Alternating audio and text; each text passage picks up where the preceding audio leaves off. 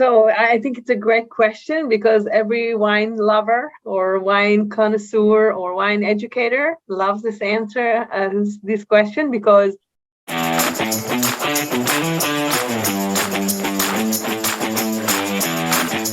So thank you so much for making time to connect and have this conversation. I'm excited to learn more about Carmel and the wines, and frankly, you as well. thank you. My pleasure. So starting off generally, what is your favorite thing about wine, and what was the moment that inspired you to get into wine professionally? So I think it's a great question because every wine lover or wine connoisseur or wine educator loves this answer, this question, because it's really something that's easy to answer. First thing is to me, wine in general defines many things and relates to a lot of happy moments. Every time I think about wine, especially as a Jewish person, we used to celebrate a lot around wine. All of our holidays are around wine. So every time you get together and it's a special moment, by the way, Carmel is just one of them because it's been there forever. It's 140-year-old. Oh my gosh. So it's easy for us to connect immediately to joyful moments that has to do with Carmel wine. So my first encounter with wine, generally speaking, was on my Seder meal. I think I was like 10 years old. And my father, we have to celebrate. I will talk about that later, but we have to celebrate the freedom and Exodus and all that.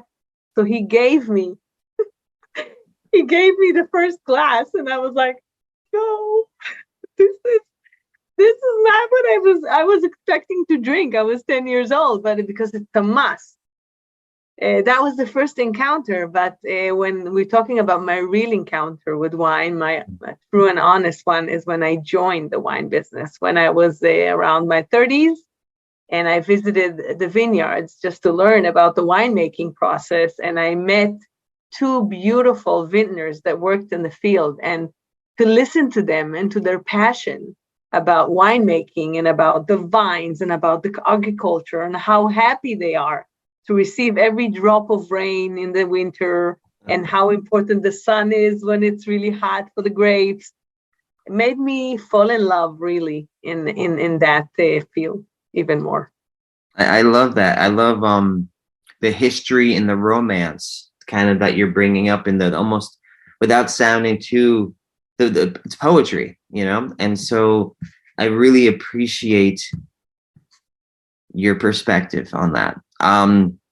So is wine exporter the best title for you, or is that something from your background? Actually, my background is wine per excellence for the past 20 years, which I'm very happy about. I'm the luckiest person on earth. And I was thinking when you asked me that question is, when you export wine, I think it's the best thing to export because it always involves, first of all, passion, as I mentioned before, love of wine, love of people. So wine export for me is it doesn't matter how you pronounce how you define my role. It's just whatever you say, I'll accept. That's off the record. Fair enough. Oh my gosh. Yeah, but involving export is at first it was a scary thing because it's a big thing. It's all over the world. And I was doing it in Israel. I was selling wine. I was educating people about wine. And then when I was promoted at the company to become the export, means I became the ambassador of the items, of the wines, to tell the world that Israel is making one of the best wines in the world and also had that history. So combining knowledge, combining love, combining passion, and of course, you have to have the skills, which is the business management, the international skills that you need to have. You have to know how to negotiate. You have to have this business management skills in general. When you combine that together with wine, it's also fun. I mean, there's two things together that I love, and I think this is why we are finally making it. I mean, it's when you combine these two, you're able also to promote growth, which is the most important thing in the business. Eventually, you got to promote growth and increase imagery of the winery. What inspired you to get into the business side of wine? Where did that passion come from? Well, actually, I didn't really I know anything about wine. I used to live in California, about maybe 1 hour flight from Napa Valley. I didn't even know about Napa. I was totally in the outside business of that. I was a nurse in the United States. I used to live in the United States as a nurse. And I used to drink white semi-dry wines, this is what I liked. And I thought it was a good entry-level wine. And that's it. That's what it ends. But when I came to Israel, I saw how the industry is evolving so much that I decided to move with my family down south to an area called Yatir, which is a desert mountain. Okay. And in the desert mountain, there were maybe 12 or 15 plots of beautiful vines. And I would ask, is it for food? You eat the vines? And they say, no, it's for wine. And that's how I got into the first encounter with wine in general. And then a year later, I heard that they're opening a winery down south and they're looking for someone to sell the wines. And I said, oh, that's a good thing for me because nursing was more than enough. Okay. I wanted to start something new. I wanted to do something for my soul. So I moved down south and I became the wine educator of Yatir Winery, which is a very unique winery. And we'll talk about it one day. The same. Okay. It's under the wings of Carmel. It's owned by Carmel. Outstanding. So I worked there for 15 years. And after 15 years, they promoted me to become the ambassador of Carmel Wines as well. That's amazing. Something you said a second ago, that you moved your entire family from United States to Israel.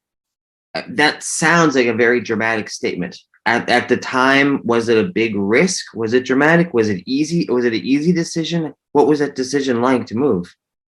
It was like, I'll refine it. I met my husband, my current husband, in America. He came and we fell in love. And I said, okay, it's great. You'll stay with me in America. And he said, I'm very much miss home, and I'm sure you do too. Let's give it a try in Israel. So we moved together, and then we got married, and then we moved down south with the whole family after I gave 2 babies. Gave birth to 2 babies, and today I have 3. Congratulations! Oh my goodness! I can really enjoy wine. That's all. They do all the rest. I'm so glad I asked that because really, as we're speaking, I feel like romance really has generated a lot of your life's direction, and that's a very beautiful thing. Yes. Okay. Yes, sir. So Passover. I think that when you're making wine or you're in the wine business, you got to have that part in you, which has a romance as well. Yeah. You have to love the sunsets. You have to love the view when I drive down to work, I see all this desert, clouds sitting in the valley. You got to stop a minute and look at it. I mean, some people, they just drive and all that, but hey, I stop and I look. I think it's important to have that because it helps you promote the items as well. I love that. And I agree with you. I think I haven't been to Israel yet, but especially in Northern California, so often you can pull over to the side of the road and just look at the scenery because it's gorgeous. And the best part is sometimes that scenic beauty is just such a surprise. It's unexpected. Even if you know it's a beautiful area, you can just turn around the corner and down a hill and suddenly it's ridiculously breathtaking beautiful. And so absolutely, especially in Israel. Israel is a small country. Okay. And it's got north to south. Carmel Winery, for example, has, because it's been there for 140 years, we were able to get Baron Rothschild established the winery. So he was a man of means. He had a lot of financial means that he could actually purchase parts of the land where are today considered the top areas for wine growth. So if you ever come to Israel, you owe me a visit. I would love that. I would love that.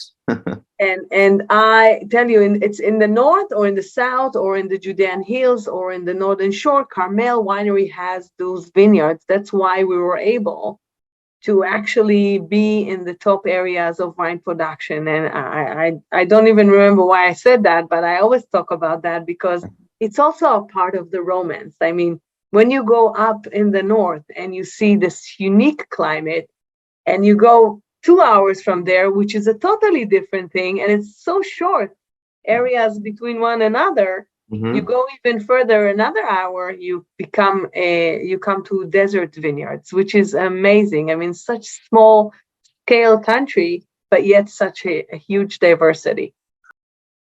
A very big special thank you to Vrbo. With over 2 million bookable vacation rentals, Vrbo connects homeowners with families and vacationers looking for something more than a hotel for their trip. The Vrbo community offers families an array of rental property types such as condos, cabins, lake rentals, beach houses, and more. Discover properties and destinations that everyone dreams of visiting. Vrbo, where families travel better together. Find more information at vrbo.com. That's VRBO.com. Okay, back to the show.